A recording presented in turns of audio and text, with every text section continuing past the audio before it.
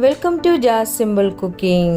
இன்றைக்கி நாம் ஒரு சூப்பரான ஸ்வீட் ரெசிபி தான் பார்க்க போகிறோம். வாங்க எப்படி செய்கிறதுன்னு பார்க்கலாம். இது பண்ணுறதுக்காக நான் இங்கே ஒரு மிக்சிங் பவுலில் 1 கப் அளவுக்கு மைதா மாவு எடுத்திருக்கேன். கூடவே 1/4 கப் அளவுக்கு மில்க் பவுடர் சேர்த்துக்கோங்க. அதுக்கப்புறமா இப்போ இதில் 1/4 கப் அளவுக்கு டெசிகேட்டட் கோகோனட் சேர்த்துக்கலாம்.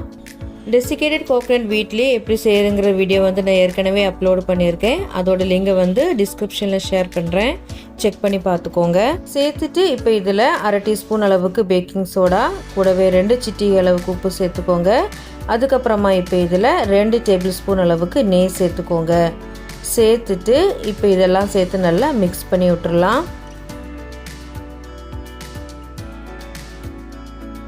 இப்போ எல்லாம் சேர்த்து நல்லா மிக்ஸ் பண்ணி விட்டதுக்கப்புறமா இப்போ பால் சேர்த்து நல்லா பிசைஞ்சிடலாம்.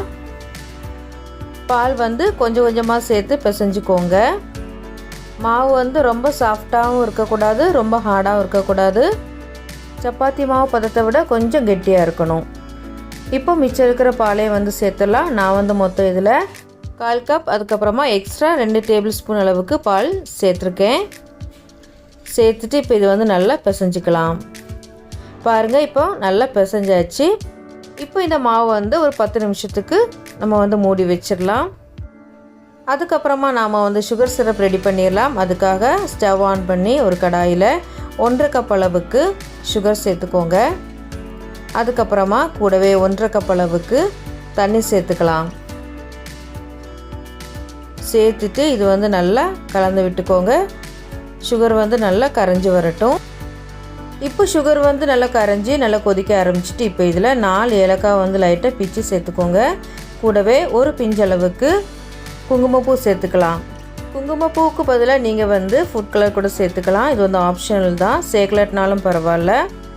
இப்போ இது 2லேருந்து 3 நிமிஷம் நல்லா கொதிக்கட்டும். பாருங்கள், இப்போ இது நல்லா கொதிச்சுட்டு லைட்டாக பிசு பிசுன்னு இருந்தாலே போதும். நாம் ஸ்டவ்வை ஆஃப் பண்ணிடலாம். ஸ்டவ் ஆஃப் பண்ணிவிட்டு இது மூடி வச்சிடலாம். இப்போ மாவு பிசைஞ்சு வச்சு 10 நிமிஷம் போல் ஆயிருக்கு. இது நல்லா ஒரு தடவை நல்லா பிசைஞ்சிக்கோங்க. அதுக்கப்புறமா கிச்சன் கவுண்டர் டாப்பில் வச்சு இது நல்லா ஒரு தடவை பிசைஞ்சிட்டு நாம் இதை நல்லா தேய்க்க ஆரம்பிச்சிடலாம்.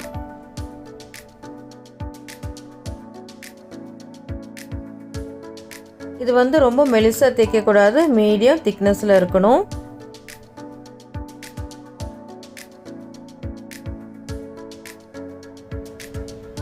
பாருங்கள், இந்த திக்னஸில் இருக்கணும். இப்போ நாம் இது ரவுண்ட் ஷேப்பில் இருக்கிற குக்கி கட்டர் இல்லைனா இந்த மாதிரியான ஒரு சின்ன பாட்டிலோட மூடி வச்சு இது ரவுண்ட் ரவுண்டாக கட் பண்ணிக்கலாம்.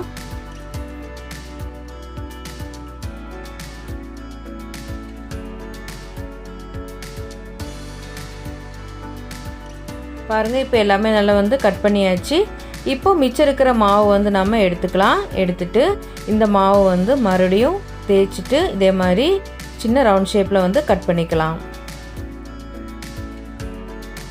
இப்போ கட் பண்ணி வச்சுருக்கிற இந்த மாவு துண்டுகளை ஒரு பிளேட்டுக்கு மாற்றிடலாம். பாருங்கள், நான் எல்லா மாவுலேயும் இதே மாதிரி ரவுண்ட் ஷேப்பில் கட் பண்ணி வச்சுட்டேன். இப்போ நாம் இது எண்ணெயில் போட்டு ஃப்ரை பண்ணி எடுத்துடலாம். அதுக்காக ஸ்டவ் ஆன் பண்ணி ஒரு கடாயில் பொரிக்கிறதுக்கு தேவையான அளவு எண்ணெய் எடுத்திருக்கேன்.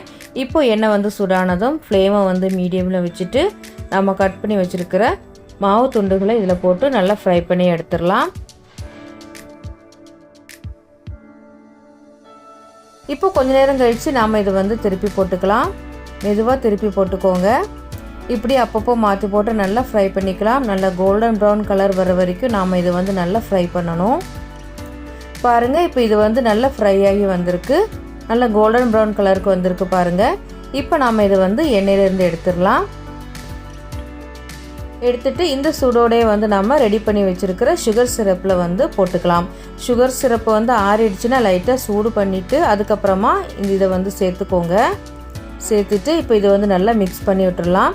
அதுக்கப்புறமா இது மூடி வச்சுக்கோங்க. இப்போ மிச்சம் இருக்கிற மாவு துண்டுகளையும் போட்டு ஃப்ரை பண்ணி எடுத்துடலாம். நான் மொத்தம் 2 பேட்சஸாக போட்டு ஃப்ரை பண்ணி எடுத்திருக்கேன். பாருங்கள், இதுவும் நல்லா ஃப்ரை ஆகிடுச்சு. இப்போ நம்ம இது எண்ணெயிலேருந்து எடுத்துடலாம். அதுக்கப்புறமா இது நாம் சுகர் சிரப்பில் போட்டுடலாம்.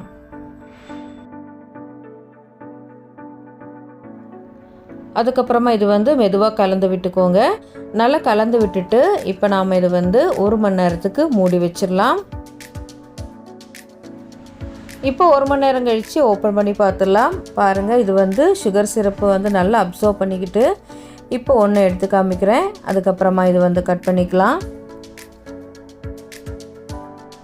பாருங்கள், நல்லா சாஃப்டாக வந்திருக்கு. உள்ளேயும் வந்து நல்லா சுகர் சிரப்பு வந்து இறங்கியிருக்கு பாருங்கள். வாயில் வச்சதுமே கரைஞ்சி போயிடும், அந்தளவுக்கு சாஃப்டாக இருக்கும். டேஸ்ட்டு வந்து ரொம்ப சூப்பராக இருக்கும். நீங்களும் வீட்டில் செஞ்சு பாருங்கள். இந்த வீடியோ உங்களுக்கு பிடிச்சிருந்துச்சின்னா லைக் பண்ணுங்கள், ஷேர் பண்ணுங்கள். மறக்காமல் ஜாஸ் சிம்பிள் குக்கிங் சேனலை சப்ஸ்கிரைப் பண்ணுங்கள். தேங்க்ஸ் ஃபார் வாட்சிங்.